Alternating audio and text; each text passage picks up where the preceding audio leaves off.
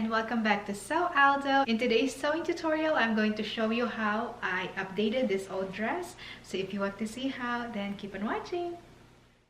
If you would like to recreate this dress, this is what you should look for.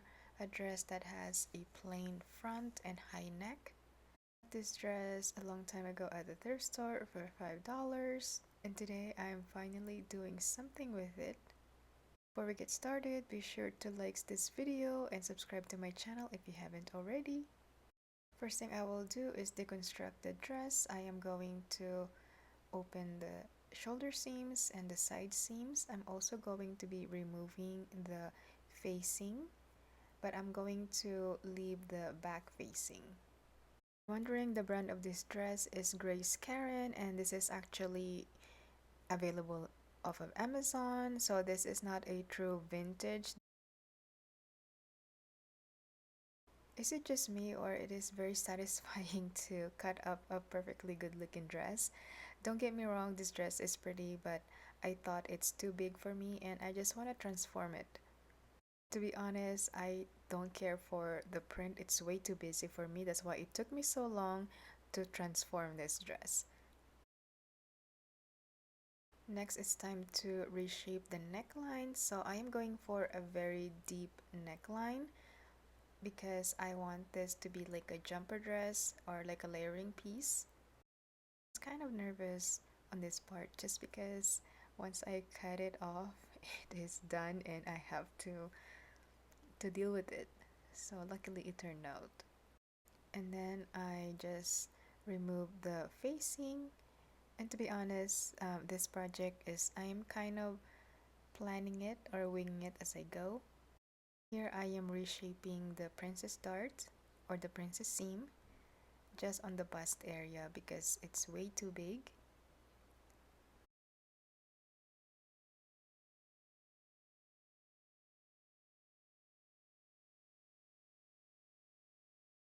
So I took in about 1/2 inch.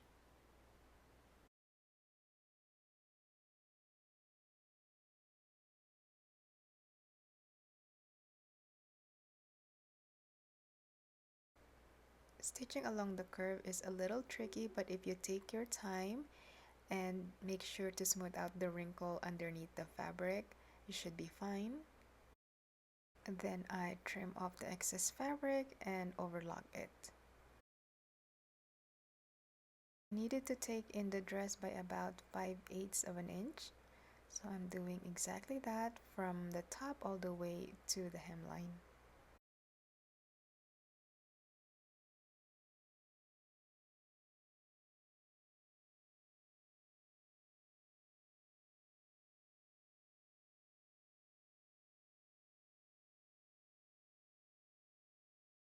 Then I trim off the excess fabric, leaving about 1/4 of an inch seam allowance. The reason why the seam allowance is small because I am using my overlocker and I'm used to it and I know that it will fit me. But if you are not sure, give it at least 1/2 inch seam allowance for adjustment. I repeated the same thing with the back panel.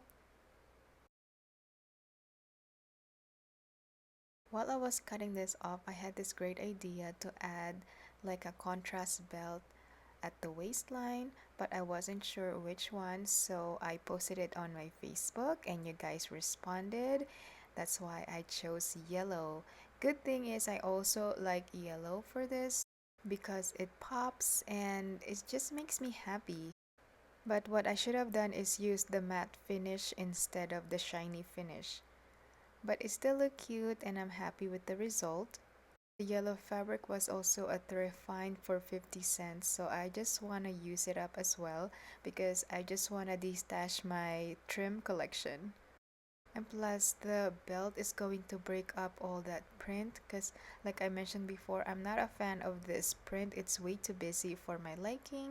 This is a great way to break up all that busy print. This is super easy to do. I can easily replace the belt once I want to change it up because pink is also popular choice, so I may just try that one of these days. But for now, I will enjoy the yellow belt. It's time to join the two panels together, match it at the side seams and the shoulders. We are almost close to finishing this dress. If you're watching from Facebook, be sure to follow, likes, and share my Sew Aldo page if you haven't already.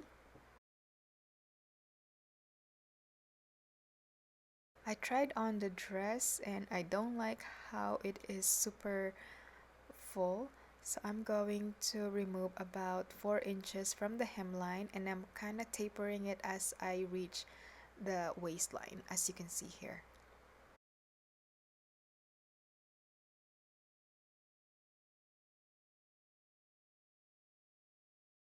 I repeated the same thing on the other side seam.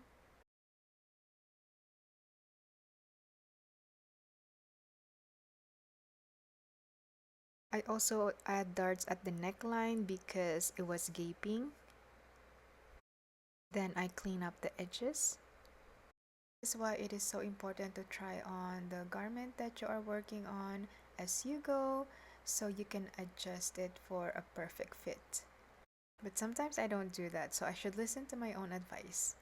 Then I am going to overlock it, and I'm just simply going to fold it in and stitch right here. Same thing for the arm side. I am just going to serge it and stitch it all the way around, and the dress is completed.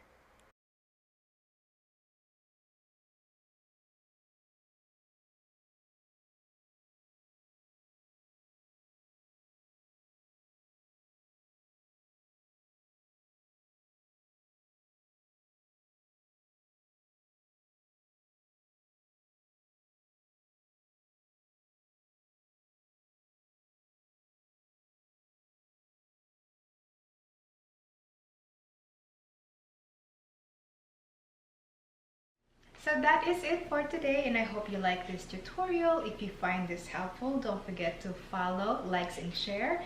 And if you are watching from my YouTube channel, you know the drill. Subscribe to my channel, likes this video, and share if you could. That will help my channel grow. Thanks again for watching, and I will see you in the next one. Bye!